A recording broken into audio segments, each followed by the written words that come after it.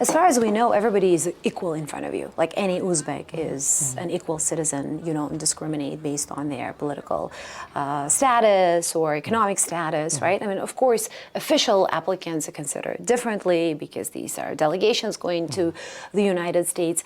But we know that in the past, maybe even now, you can tell us, people do use their connections. They want to get to you through political connections, through, let's say, economic connections, through their networks. How do you deal with those circumstances?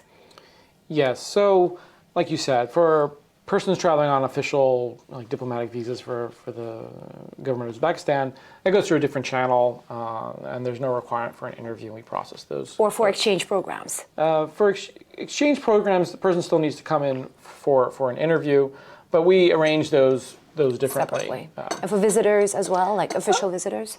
Not so much for official visitors, but we do provide different courtesies for a wide range of persons.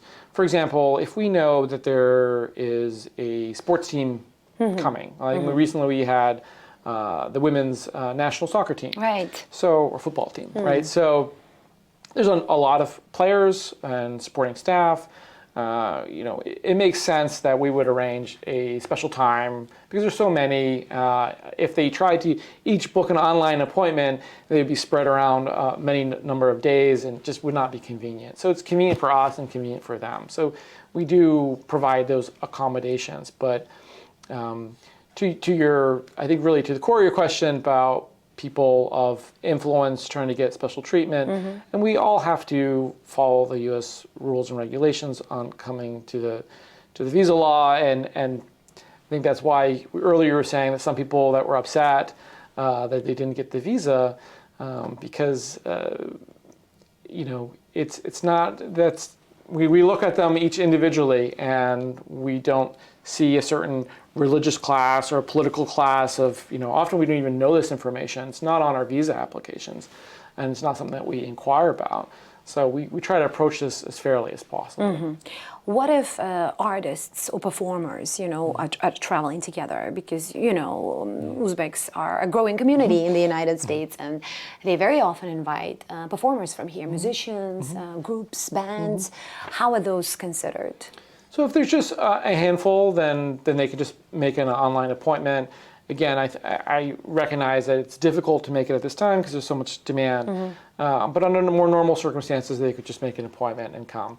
But if there's like a very large band or a very large performing group, 20, 30 dancers or performers or whatever, we're more than happy to make a special time or towards the end of the visa morning to accommodate them. So it's easier for us, I think, and more efficient if we have people as a group rather than, we got the drummer here and then we have a bunch of other people and then we have the one musician. It's better to be more compact. Just to see everyone and be able to move them through efficiently.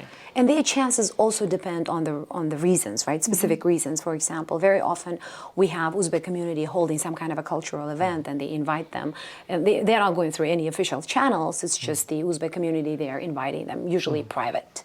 The request comes from very private sources.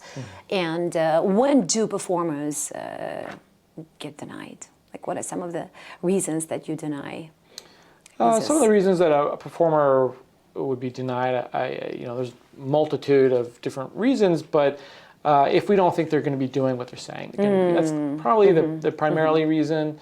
The primary reason, if someone's a performer and has a long history of doing international events and tours, maybe even been to the United States before, then that's a story that makes pretty quick sense.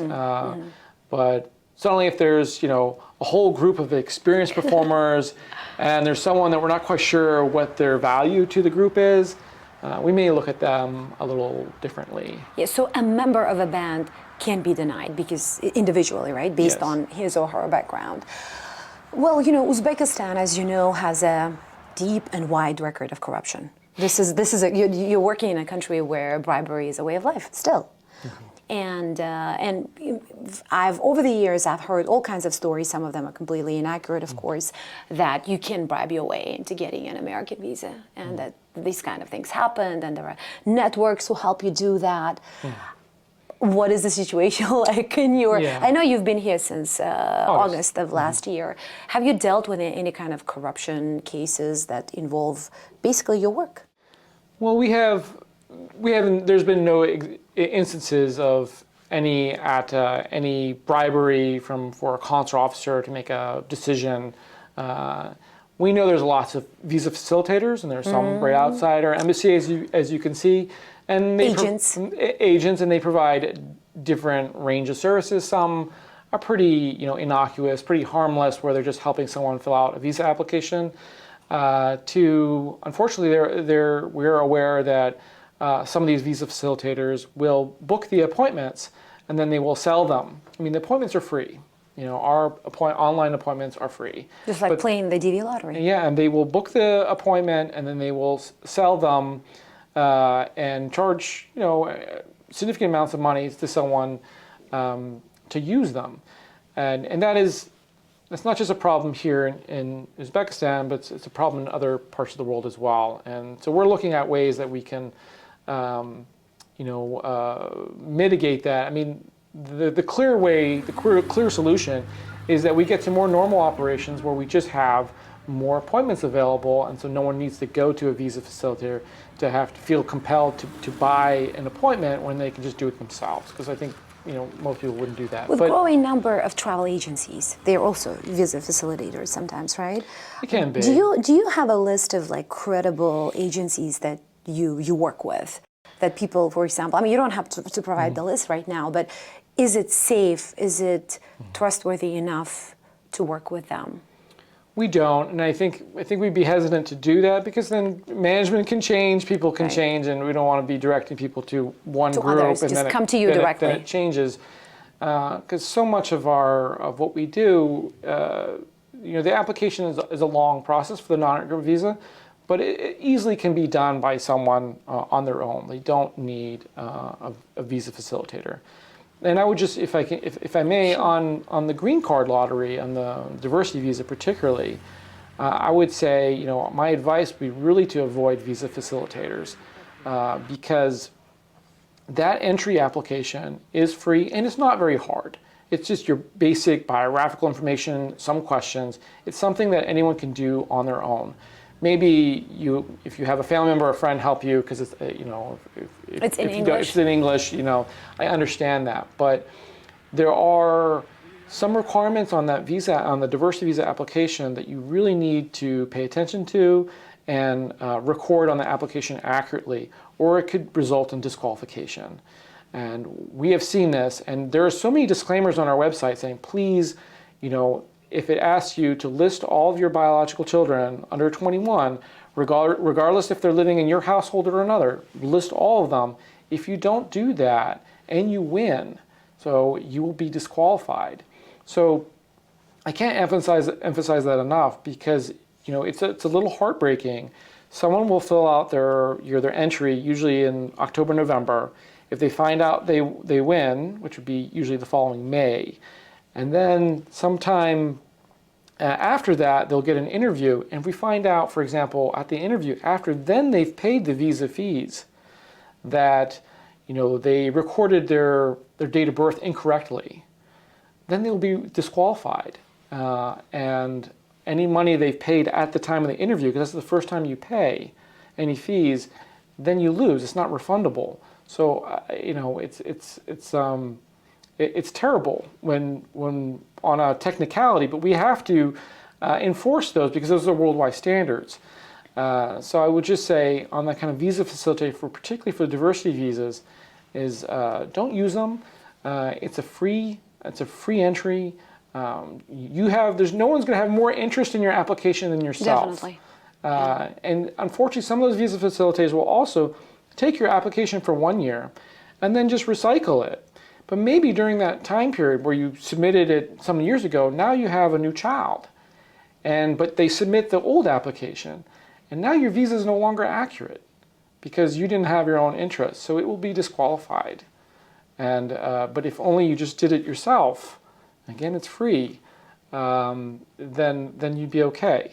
So I think that's probably my number one advice for green card lottery aspiring winners is really when you fill out that application, that entry application, take it serious, look at the instructions, make sure it's accurate, because if it's not, it could result in disqualification. And it'll be too late. It will be too late. It'll be too late. In your work, you have to obviously cooperate with the law enforcement agencies here, right? You may not deal with them on a day-to-day basis, but in general, I mean, we have had several deportations from the United States. There are people who've been deported here. Do you deal with those cases? Like, what is the parameters of your cooperation with the law enforcement, with the justice system here? Yeah, I think persons who are removed from the United States, it's generally not our area. That's usually a different area in the embassy. I mean, often we are aware because there is kind of a migration kind of aspect to it, but generally it's not. We're looking at people using legitimate travel to the United States, and not so much once if they've violated some rules in the United States. While we're aware of it, it's not kind of our main focus. And you do provide services to American citizens here, so that's another, a very important work you do. How safe is Uzbekistan for Americans right now? I think it's very safe. I think Uzbekistan's I have my family here, and my children are old enough or one of them is old enough to take a taxi on his own and go out and about with his friends, and I have not zero concerns. Of course, because I'm a parent, I'm always going to be concerned. But as far as crime and things of that nature, I think very, very safe. Yeah, because the State Department travel alerts don't really get into the details. They're more general, but they don't necessarily describe Uzbekistan to be very safe. Central Asia isn't usually described to be, the safest area in the world. If you look at those official alerts, this is why I'm asking. Well, I think when you look at safety, there's a number of factors, right? So there's crime, and there's also I think most people that find themselves injured or something. Americans overseas, it's usually a traffic accident. Traffic here is another story. It's been an experience. I don't know if I'm getting to be a better driver or a worse driver. Well, it's fight for life in general, right? You're on the wheel. So, I'm sure when I return to the U.S., I will be getting a speeding ticket or a traffic ticket very soon, right after if I pick up all the habits. But we provide some information. It's our country-specific information on our travel.state.gov website. It goes into a number of different categories about. This is a portal, a website for Americans, right? So this is saying, here are some of the entry and visa requirements that you need to be focused on. Here's some information on crime and safety. So we do have those. Like you said, it's not always super specific, but we do update it, and we'll be close to, we'll be getting a new update for it shortly. Many people think that Ambassador Rosenblum decides on visas. You know that, right? I do. I do. So, very often we get letters or phone calls, even or texts saying that, can you please tell Ambassador Rosenblum to give me visa? Or, I've been denied. People don't know the difference between, who's an ambassador and who's a consular chief. How would you explain what are the differences and why you are the guy in charge of this? Yeah, and I mean, I would even go further. Like, I'm a consular section chief, but I can't tell the interviewing officer to, no, you need to, before anything starts, you need to issue that person, you need to refuse that person. That would be outside the bounds of my responsibility. Now, obviously, if there was something that was done wrong, like by, not someone's judgment, but something that was, refused for the wrong legal reason, then I would, look at that and we would maybe correct that. But you're absolutely right. The consular section has very unique privileges and very unique responsibilities for visa matters. We have to have a special consular commission to do consular services in a country. So no one else, another section or the ambassador or anyone else can, it would be a violation. And this is probably something the Ambassador Rosenblum, I'm not going to speak for him, but I imagine We've heard him say that. I'm sure he's probably glad that, he doesn't have to go to the consular section and interview people. Yeah, we've heard him and other ambassadors say, hey, I have nothing to do with the process. Yeah. Because as you alluded to before, there's a lot of training and a lot of particular rules and regulations. And so we receive that, and we have the responsibility to adjudicate visas and passports and consular services. So that's our purview. But again, I can't even. So some people think the same. That, oh, you're in the consular section and this was refused. Just overturn it. If a visa was adjudicated properly, we looked at the circumstances. There was. This is the judgment of the consular officer based on the information that was available. The best I can say would be, reapply. Maybe, provide more information on this side if that was a concern. Can people complain? Can they file a complaint? They can complain, and we do get, every once in a while complaints on our inbox. I welcome feedback of many different kinds. And we've heard about people that had to buy visa appointments from people who've come forward and say, hey, I just went to this visa facilitator. You're fully booked. Money. Yeah. I had to pay, $100 just to get an appointment. This is outrageous. And that's helpful to know that this is happening. So then we can look, okay, how do we kind of alleviate that? But if, not all complaints are equal. We've got complaints that, please have the ambassador issue or interview this person. That's, you get that. That's not realistic. But usually people want to complain after they get the denial letters. Usually. It's not in proportion to I get the number of refusals. I think, we do, and it could be for a variety of reasons. There's information on our website about what that means, and maybe it was explained at the interview, but we certainly are able to send a complaint into our inbox. I don't think, I wouldn't expect a response. It'll be read, but if you're simply saying that... If you don't hear back, then that's the case. Yeah, I think if you're saying, I want to see my grandkids and I was refused and I'm upset about that, there's not really anything that we can say to that besides, you're allowed to reapply. There's no time limit in that. I wouldn't recommend reapplying right after a visa refusal unless you have something that's materially different than what you presented. It's also important to note that we have no quota of visa refusals or visa issuance. That sometimes comes up. I was just going to ask that. Are there limits though?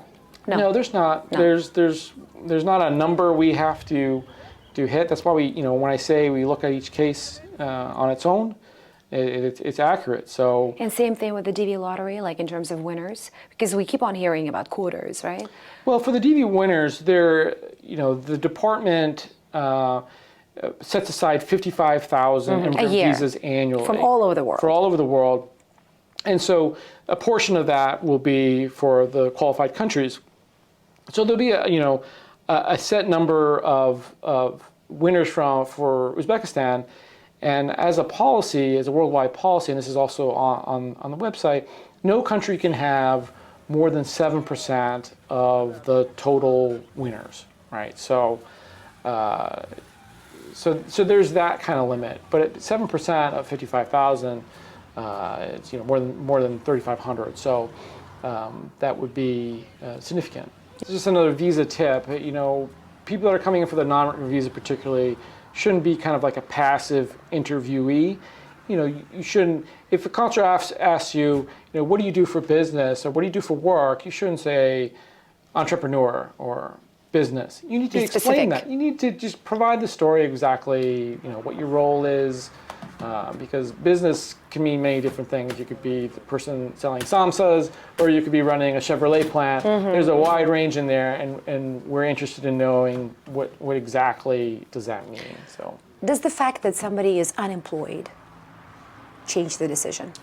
It depends again on my thing. Depends on the visa category, right? So, if you're traveling as a tourist, or I guess for like a tourist, and you're unemployed, and say you're middle-aged, then I think it would spur, how are you affording this? That would raise some questions. I mean, maybe you're unemployed and you're independently wealthy, and you travel all over the world. So, that would be a different scenario. But most people aren't like that. So, but, young people are often unemployed. They're students. Self-employed, increasingly in this country. Yeah, that's true.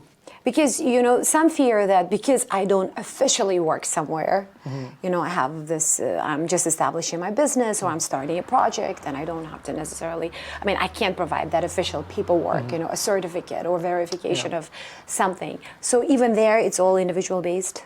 Like you yes, look at... and that's a good point about documents. Maybe something worth just briefly mentioning that, we don't need lots of documents. There are some visa categories that require, like if you're a student, you need to have this form called an I-20 that shows what school you got into and some details about it. But visa applicants do not need to gather letters of reference or bring their bank statements or find their land deeds or property information. They don't? They don't. You don't need them to see, to be assured that they are returning? We won't ask for them. Almost in all circumstances, we are not going to be asking for like bank statements or property documents or anything of that nature. So it's not worth gathering. Unless they're asked for them. But I'll be honest, it's here, we're not going to be asking for that document in most cases if you're just going to be a tourist. Now I will say, like if you're going for expensive medical treatment in the United States, then we would want to see something from like a hospital or clinic that says, this person is going to needs to undergo this treatment. It'll take this long, and it's going to cost approximately that much. And then we will be asking like, how can you afford this? So bring what's asked. Bring what's asked. And be honest. Be honest, yes. Good. Can't go wrong there. Yeah. Honesty. Well, thank you so much for this pleasure. Conversation, for this extensive conversation. Yes, my pleasure. It's been a pleasure, yes. And I'm sure we'll be getting more questions. And it's great that you actually do, time to time, you do Facebook sessions too, right? Like we will be doing one on diversity visas. Good. I think we have a good story to tell this year. Wonderful. Thank you. Thank you.